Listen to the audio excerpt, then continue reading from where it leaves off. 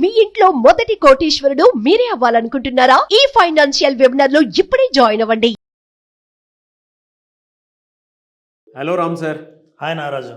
Previous వీడియోలో కొన్ని topics మనం డిస్కస్ చేసిన దాంట్లో దరిద్రాన్ని ఎలా వదిలించుకోవాలనేటువంటి టాపిక్ ఒక ఎత్తు అయితే, గ్యాస్ లైటింగ్ అండి, దానికి వచ్చినటువంటి కామెంట్స్ కానివ్వండి, రెస్పాన్స్ కానివ్వండి, నెక్స్ట్ లెవెల్ అనుకోండి.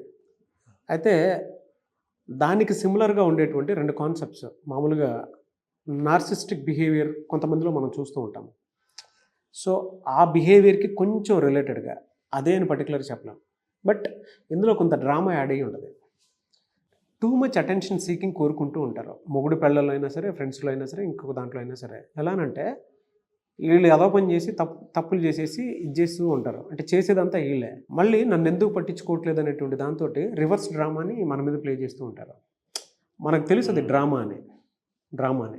అండ్ కొన్నిసార్లు వీళ్ళు ప్లే చేసేటువంటి డ్రామాలో బిహేవియర్ కూడా ఎలా చేంజ్ అవుతుందంటే, అలా చేస్తావా, ఇలా చేస్తావు అంటే ముందే వాళ్ళే మన మీద పడిపోతారు. అవతల బిహేవ్ చేసేవాడికి తప్పు, బట్ ఆ తప్పు కప్పిపుచ్చుకోవడానికి ఒక డ్రామా యాడ్ చేస్తారు. నేను చెప్పగానే ఆడియన్స్కి వాళ్ళ మైండ్లో ఉండేటువంటి క్యారెక్టరిస్టిక్స్ అన్నీ ముందుకు వచ్చేస్తూ ఉంటాయి. నా చుట్టుపక్కల ఉన్న వాళ్ళది ఇది ఉంది, కరెక్ట్గా చెప్పారని చెప్పేసి ఉంటుండే ఒక ఐడియా అయితే వస్తుంది. యువతల ఫేస్ చేసేటువంటి వాడికి ఎలా ఉంటుందని అంటే, ఆ డ్రామా చేసే వాళ్ళ మీద విపరీతమైనటువంటి కోపం, ద్వేషం, చిరాకు ఇవన్నీ వచ్చేస్తూ ఉంటాయి. కానీ భరించాలి తప్పదు. నేనేమంటానంటే, దాని నుంచి ఎలా బయటపడాలో చెప్పండి అని అంటాను, సొల్యూషన్ అడుగుతున్నాను. తట్టుకోలేము సార్ అది.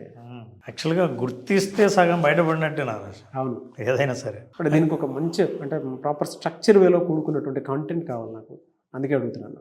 ఎలా నారాజు, మనం ఇంతకుముందు చేసిన గ్యాస్ లైటింగ్ బిహేవియర్ అనేది ఎన్పిడిలో ఒక భాగం. ఎన్పిడి అంటే నార్సిస్టిక్ పర్సనాలిటీ డిజార్డర్. ఈ నార్సిసిస్టిక్ పర్సనాలిటీలో వాళ్ళకి ఏంటంటే, నాకంటే గ్రేట్ లేరు, నేను చెప్పిన విషయంలో ఒక్క తప్పు కూడా లేదు, నేను ఏదన్నా అన్నానంటే దానికి తిరుగులేదు, నేను ఏదైనా ప్రశ్నిస్తే దానికి సమాధానాలు చెప్పాలి తప్ప తిరుగు ప్రశ్న ఉండకూడదు అనే పర్సనాలిటీ నుంచి వచ్చిన రకరకాల బిహేవియర్లో గ్యాస్ లైటింగ్ గురించి ఇంతకుముందు మాట్లాడాం. ఇంకో బిహేవియర్ డ్రామా బిహేవియర్ లేదా అటెన్షన్ సీకింగ్ బిహేవియర్ అంటాం. అలాగే అటెన్షన్ సీకింగ్ అంటే, నువ్వు నన్ను పట్టించుకోవట్లేదు లేదా నన్ను పట్టించుకునేటట్టు నేను ఉండాలి అని అనుకున్నప్పుడు రకరకాలైన బిహేవియర్స్ను చాలామంది ప్రదర్శిస్తారు. అందులో గ్రాండియాసిటీ బిహేవియర్ అనే ఒకటి ఉంది. గొప్పలు చెప్పుకునేవాళ్ళు, ఇంకా మనం బాగా తెలుగులో అర్థమయ్యేటట్టు చెప్పాలంటే డాబు, దర్పం, ఇవి రెండు ప్రదర్శించేవాళ్ళు. ఒక చిన్న అచీవ్మెంట్ ఉన్నా సరే దాన్ని పెద్దగా చెప్పేవాడు. నేను తెలుసా, నేను ముగ్గేస్తే ఆ పక్కింటి వాళ్ళు వచ్చి అట్లే నిలబడి ఫోటోలు తీసుకున్నారు తెలుసా.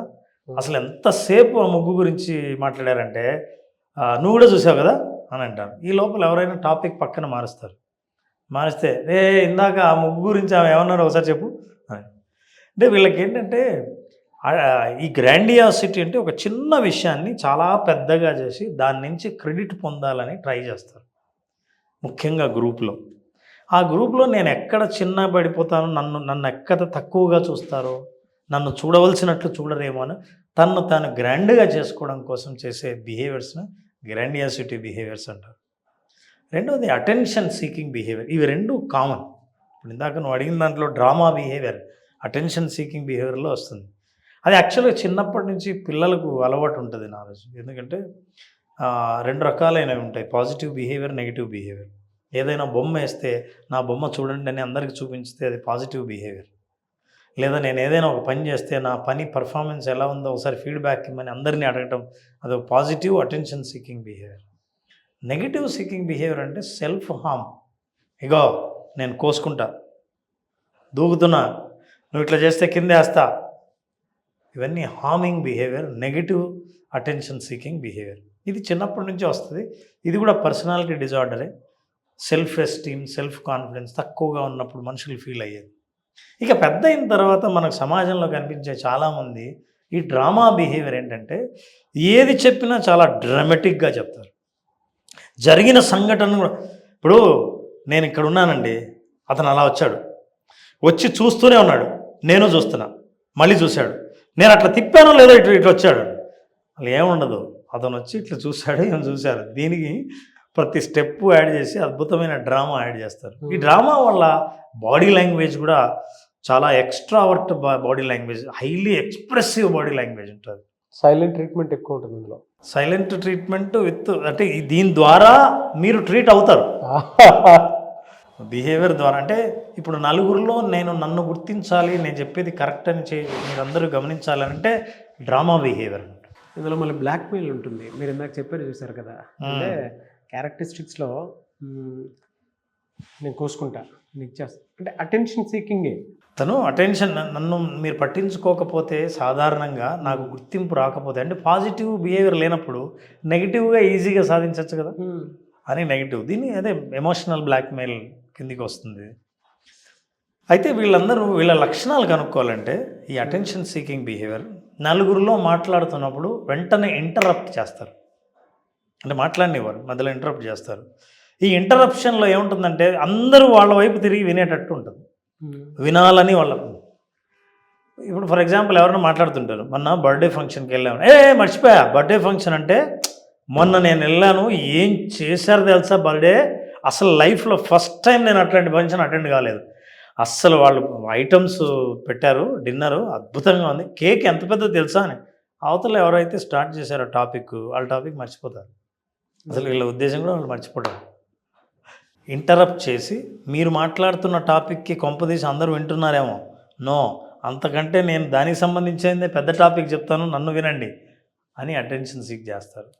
సో ఇది పర్సనాలిటీ డిజార్డర్. ఇది ఎప్పుడైతే ఆత్మవిశ్వాసం ఎక్కడో కోల్పోయారో, ఎక్కడో గతంలో తాను ఏదైనా కోల్పోయిన విషయాలను ఎప్పుడు బాధ పెడుతుంటాయో దాని నుంచి బయటపడడం కోసం చేసే కోపింగ్ మెకానిజం అంటారు ఆ ప్రయత్నాలు ఇవన్నీ. తర్వాత డ్రామా బిహేవియర్, మనం ఏదైనా ఉన్నది ఎగ్జాగరేట్ చేసి చెప్పడం ఒకటి. ఉదాహరణకి ఎవరైనా పిలిచి ఏమంటే మిమ్మల్ని అభినందిస్తున్నామని షేక్ హ్యాండ్ ఇచ్చి వాళ్ళు మెచ్చుకొని ఒక ఫ్లవర్ బొకే ఇచ్చారు, దీన్ని కనీసం 20 నిమిషాలు ఎక్స్ప్లెయిన్ చేస్తారు విత్ బాడీ లాంగ్వేజ్.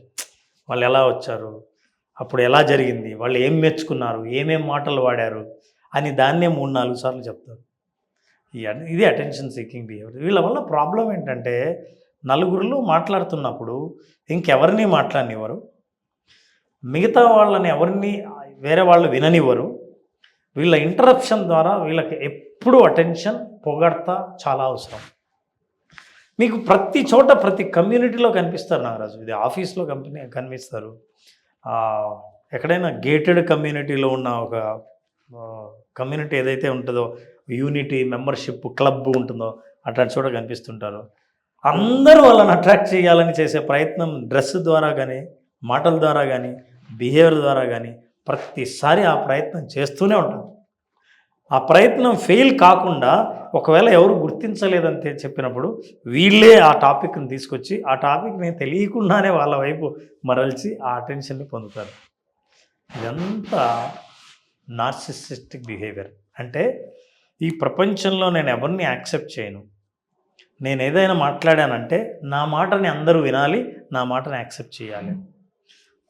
దీనివల్ల ఏమవుతుందంటే ఏదైనా కన్ఫ్లిక్ట్ ఉన్నప్పుడు, అభిప్రాయ భేదాలు ఉన్నప్పుడు, కొత్త విషయం ఉన్నప్పుడు అవతల వాళ్ళు చెప్పాలంటే భయపడతారు.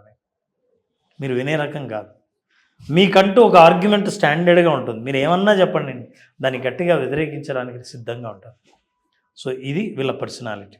మీరు అలా మాట్లాడుతుంటే ఆడియన్స్కి కూడా మీరు చెప్పిన క్యారెక్టరిస్టిక్స్ అన్నీ మా చుట్టుపక్కల ఉన్నా సరే మేము అనుభవించి వదిలించుకోలే చచ్చిపోతున్నాం అని చెప్పేసి అనుకునేటువంటి వాళ్ళు చాలామంది ఉన్నారు. కింద కామెంట్ బాక్స్లో పోస్ట్ కూడా చేస్తారు.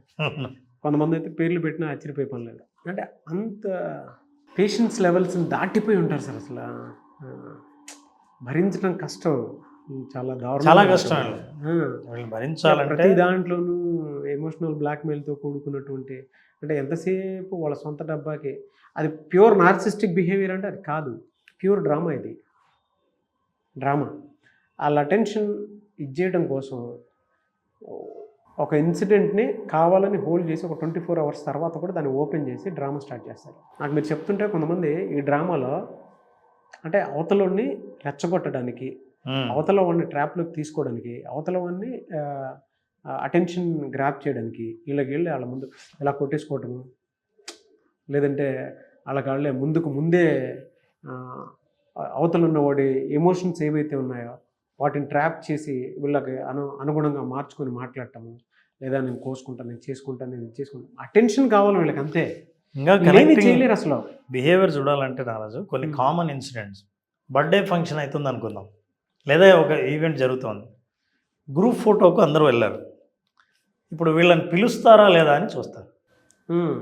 వాళ్ళందరూ ఫోటో తీసుకుంటే చూసి వీళ్ళకు సపరేట్ ఫోటో కావాలి, అంటే గ్రూప్లో ఉండరు, నన్ను సపరేట్గా పిలిచారా లేదా, నేను ఇంపార్టెంటా కాదా. They don't mind. ఖచ్చితంగా మీకు ఇండివిజువల్ ఫోటో తీసుకోవడం కోసం ఎవ్వరూ తీసుకురాని ఒక స్పెషల్ గిఫ్ట్ తీసుకొస్తారు.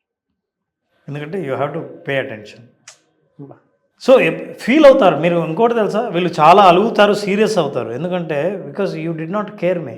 అరే ఇంతమంది ఫోటో తీసి నన్ను పిలవలేదంటే, మమ్మల్ని కూడా పిలవలేదు, మేమందరం అందరు రమ్మంటే కలిసామండి, నన్ను పిలవలేదు కదా. అక్కడ డ్రామా స్టార్ట్ అవుతుంది. సో ఈ డ్రామా బిహేవియర్, ఏడుపులు పెడబొబ్బులు కావాలని అవన్నీ మొసలి కన్నీరు. అవునా కదా సార్, అవన్నీ మొసలి కన్నీరు. వాళ్ళకు కూడా తెలుసు. వాళ్ళకి ఏం కావాలంటే మన దగ్గర నుంచి అటెన్షన్ కావాలి. బిహేవియర్ వరకు బాగుంది, ఆడియన్స్కి కూడా ఎలా ఉంటుందంటే పీక్ లెవెల్లో ఉన్నారు, అంటే వాళ్ళ చుట్టుపక్కల ఉండేటువంటి క్యారెక్టరిస్టిక్స్ ఉంటారు కదా సార్, వాళ్ళు ఇమాజినేషన్ చేసుకుని. అయితే సొల్యూషన్ కావాలి దీనికి. పైగా వీళ్ళందరూ ఏంటంటే ఎవరైనా మాట్లాడితే కాంట్రవర్షియల్ సబ్జెక్ట్సే మాట్లాడతారు. ఫర్ ఎగ్జాంపుల్ మీరు పొలిటికల్ ఎలక్షన్స్ గురించి మాట్లాడతారనుకున్నాం, ఈ పార్టీ గెలుస్తుంది, ఆ పార్టీ గెలుస్తుంది. ఎవ్వడు మాట్లాడిన వాడి గురించి మీకు తెలుసా, వాడి గురించి ఖచ్చితంగా ఛాలెంజ్, ఇతను పలానా చోట గెలుస్తాడు చూడండి అని అంటారు. ఇప్పుడు అందరి దృష్టి ఎక్కడ ఉందంటే అటెన్షన్ మారిపోతుంది. ఏదైనా కాంట్రవర్షియల్ సబ్జెక్ట్ మాత్రం చేస్తారు. వాళ్లకు హీరో హీరోయిన్ల గాసిప్స్ వీళ్ళ దగ్గర బాగా ఉంటాయి. అటెన్షన్ వాళ్ళ మీద పడటం కోసం. ఇంకేంటి అసలు ఒక్కసారి నువ్వు ఆ గాసిప్ రైట్ చేస్తేనే, అవునా మీకు ఇలా తెలుసు అని, అరే అదేముంది అని, ఇంకా చాలు, ఇదే ఈ అటెన్షనే నాకు కావాల్సింది. రెండోది, ఇంట్లో ఏదైనా జరిగింది అనుకోండి, ఎక్కడో పక్కన లైఫ్ని తీసుకొచ్చి దాని గురించి ఇలా జరిగింది నాకు తెలుసు కానీ నేను చెప్పలేదు అంటారు. ఎదుటి క్యూరియాసిటీ ఉంటుంది, అవునా ఏం జరిగింది అని అడగడానికి. అంటే అదొక రకమైనటువంటి అడుగుతూనే ఇలా సక్సెస్ స్టార్ట్ అవుతుంది. ఎస్. ఇందాక సొల్యూషన్స్ అడిగారు. యాక్చువల్లీ ఫస్ట్ సొల్యూషన్ ఏంటంటే, ఇలాంటి వాళ్ళు ఎవరైనా మీ చుట్టుపక్కల ఉంటే దయచేసి అటెన్షన్ మీరు పే చేయడమే వాళ్ళకి ఎంకరేజ్ చేయడం.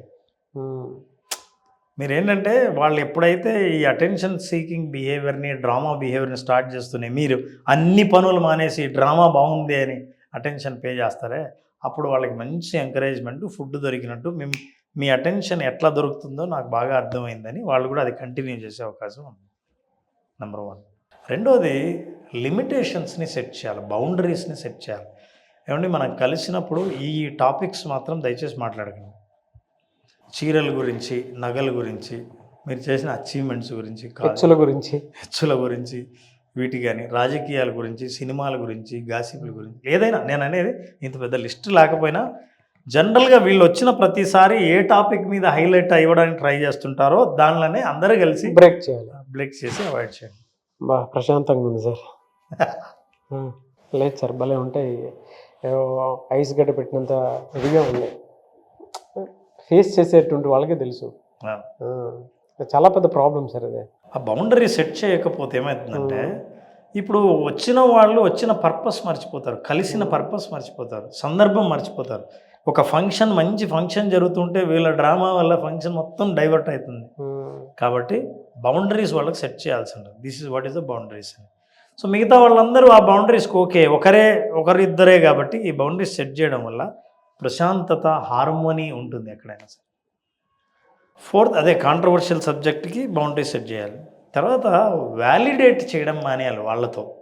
ఫర్ ఎగ్జాంపుల్ మీరు ఏదైనా మాట్లాడుతున్నారు, అవునా అన్నప్పుడు ఈమెకు తెలిసి ఉంటుంది, లేకపోతే ఇతనికి తెలిసి ఉంటుంది, అవును నిజమేనా ఇది అని వాళ్ళని అడగటం మానేయండి.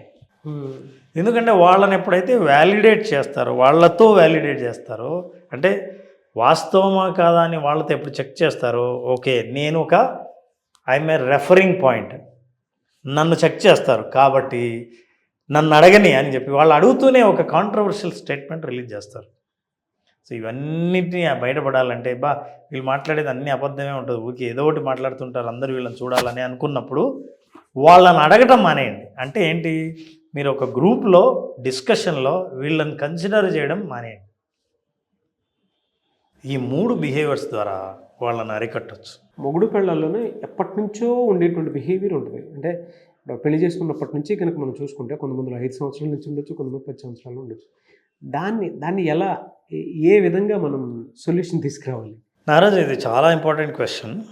అయితే ఎవరికో ఒకరికి, భార్యకో భర్తకో ఇట్లాంటి బిహేవియర్ ఉంటే జనరల్గా ఏంటంటే అవతల వాళ్ళకి ఒక రిజిస్టర్డ్ రెస్పాన్స్ సిస్టమ్ అని ఉంటుంది, RRS అంటారు. రిజిస్టర్డ్ రెస్పాన్స్ సిస్టమ్ ఏంటంటే అవతల వాళ్ళు ఎప్పుడైతే డ్రామా చేస్తారో వెంటనే రియాక్ట్ అయ్యే పద్ధతి ఒకటే ఉంటుంది ఎప్పటి నుంచో. యాక్చువల్గా మన రెస్పాన్స్ని బ్రేక్ చేయాలి. వాళ్ళని అరికట్టాలంటే చెప్పడం కాదు, చేయడం కాదు, మన రెస్పాన్స్ని బ్రేక్ చేయాలి. ఫర్ ఎగ్జాంపుల్, ఒక టాపిక్ మీద ఇట్లాంటి చర్చ జరిగి మీరు అనుకున్న అటెన్షన్ సీకింగ్ బిహేవియర్ ప్రదర్శిస్తున్నారు అవతలంటే మీరు ఏం చేయాలంటే, నెంబర్ 1 ఈజ్ ఇగ్నోరింగ్. సందర్భాన్ని బట్టి, మనిషిని బట్టి దేన్ని ఇగ్నోర్ చేయాలి. ఒకవేళ నిజంగా లోపల ఉన్న ఎమోషన్ అయితే దాన్ని ఇగ్నోర్ చేస్తే మళ్ళీ ప్రమాదం. లేదా ఇవ్వవలసిన అటెన్షన్ ఇమ్మీడియట్గా ఇచ్చేస్తే అక్కడికి డ్రామా అయిపోతుంది. మీరు ఏది పట్టించుకోలేదనుకుంటున్నారో అది పట్టించుకోవడానికి 1 నిమిషం పాటు నేను గుర్తించాను, ఐ అండర్స్టాండ్ అని అంటే అది అయిపోదు. ఒక్కొక్కసారి అవతల వాళ్ళని ఎవరూ అర్థం చేసుకోలేదన్న ఒకనొక ఆత్మన్యూనత భావం అవతల వాళ్ళని అలా బిహేవ్ చేసేలా చేస్తుంది. అందుకే ఇది పర్సనాలిటీ డిజార్డర్ అంట. ఆ డిజార్డర్ని మీరు అర్థం చేసుకుంటే ఆ అటెన్షన్ ఇవ్వవలసింది ఇస్తే సరిపోతుంది. మీరు చూసారు ఎప్పుడైనా పిల్లలు కూడా ఎవరైనా ఇంటికి గెస్ట్ వచ్చి మాట్లాడుతుంటే వీళ్ళ మధ్యలో వచ్చి అప్పుడే వాళ్ళ డాడీ దగ్గరికి వస్తారు. ఇది చూడు, ఇది చూడు, ఇది చూడు అంటారు. ఎందుకంటే మీరు ఎవరో వచ్చిన కొత్త వాళ్ళతో ఇంత శ్రద్ధగా మాట్లాడుతున్నారు, నాతో మాట్లాడలేదు, ఇది ఎవరో నా టైము, నా ప్లేస్ నాకు పై చేస్తున్నారని వాళ్ళు వచ్చి ఇంటరప్ట్ చేస్తారు. అది ఇంటరప్షన్. అప్పుడు దూరం వెళ్ళు అని అంటాడు. అప్పటి నుంచి వాడు ఇంకా ఎక్కువ డిస్టర్బ్ చేయడానికి ట్రై చేస్తాడు. అలా కాకుండా రా కూర్చో అని మావాడే అని పరిచయం చేసి వాడికి ఇవ్వాల్సిన అటెన్షన్ ఇచ్చి కొంతసేపు ఆ వచ్చిన గెస్ట్తో కూడా కొంచెం మాట్లాడిచ్చేసి ఏం చదువుతున్నావు చెప్పు, అదే మెల్లిగా తనే దిగి మీరు మాట్లాడుకోండి అని వెళ్ళిపోతాడు. రావాల్సిన అటెన్షన్ వచ్చేసి చిన్న పిల్లల్ని ట్రీట్ చేసేసి సైడ్ చేసి అంతే కదా. అంతే. ఫ్యాంటాస్టిక్ సొల్యూషన్ అండి. Anyway sir, thank you so much Ram గారు. అయితే మీ దగ్గర థెరపీ కోసము, పర్సనల్ కోచింగ్ కోసము చాలామంది జాయిన్ అవ్వడానికి రెడీగా ఉన్నారు. కానీ మన షోలో పార్టిసిపేట్ చేద్దాం అనుకున్నటువంటి వాళ్ళు కూడా ఉన్నారు. మిమ్మల్ని అప్రోచ్ అవ్వాలంటే ప్రాసెస్ ఏంటి, ఎలా వాళ్ళకి మీరు టైం ఇస్తారా? ఖచ్చితంగా నారాజు, మనం ఇక్కడ ఇస్తున్న నంబర్కి చాలాసార్లు చిన్న చిన్న విషయాలతో, కుటుంబ సమస్యలు, ఒక్కొక్కసారి మానసిక సమస్యలతో బాధపడుతూ ఉంటారు. సో వాళ్ళకి సొల్యూషన్ కావాలనుకుంటే కన్సల్ట్ చేయొచ్చు. తప్పకుండా పర్సనల్ కోచింగ్ ద్వారా మనం వాళ్ళ సమస్యలను పరిష్కరించే ప్రయత్నం చేస్తాం. అంతేకాకుండా చాలా ప్రోగ్రామ్స్ కూడా మనం ఆఫర్ చేస్తున్నాం. అట్లాగే ఎవరైనా వాళ్ళ మనోభావాలు పంచుకోవాలనుకుంటే మనం ఒక వేదిక మీద కూడా లాస్ట్ టైం నువ్వే అనౌన్స్ చేసావు, వాళ్ళని పిలిచి కూడా ఆ ఏజ్లో, ఆ కేటగిరీలో వాళ్లకు ఎదురయ్యే సమస్యల గురించి మనం చర్చించుకుంటే ఇంకా వివరాలు కూడా మనం మన ప్రేక్షకులకు తెలియజేయచ్చు. Anyway sir, thank you so much Ram గారు. Thank you. సో చూసారు కదండి ఈ వీడియోపై మీ అభిప్రాయం కమెంట్ బాక్స్లో పోస్ట్ చేయండి. మీరు కనుక సైకలాజికల్గా ఏదైనా సమస్య ఉంది అని అంటే, దాని నుంచి బయటపడాలి అనుకుంటే స్క్రీన్ మీద మీకు రామ్ గారి కాంటాక్ట్ నెంబర్ కనిపిస్తుంది. దాన్ని మీరు కాల్ ఆర్ మెసేజ్ వాట్సాప్ చేసి అపాయింట్మెంట్ తీసుకోవచ్చు. ఒకవేళ మీ కాంటాక్ట్ నెంబర్ కనెక్ట్ అవ్వట్లేదు అంటే మిస్టర్ నాగ్ అఫీషియల్ 1 అని నా ఇన్స్టాగ్రామ్ ఐడి ఉంది, దానికి మీరు పర్సనల్ మెసేజ్ పెడితే నేను రామ్ గారి టీమ్కి ఫార్వర్డ్ చేస్తాను. ఆ విధంగా మీరు అప్రోచ్ అవ్వండి. అండ్ ఈ వీడియో లైక్ చేయండి, షేర్ మాత్రం తప్పకుండా చేయండి. ఇలాంటి మరిన్ని వీడియోస్ కోసం మా ఛానల్ ఫాలో అవ్వండి. Thank you. సుమన్ టీవీలో మీ పర్సనల్ అండ్ బిజినెస్ ప్రమోషన్స్ కోసం కింది నెంబర్కి కాంటాక్ట్ చేయండి.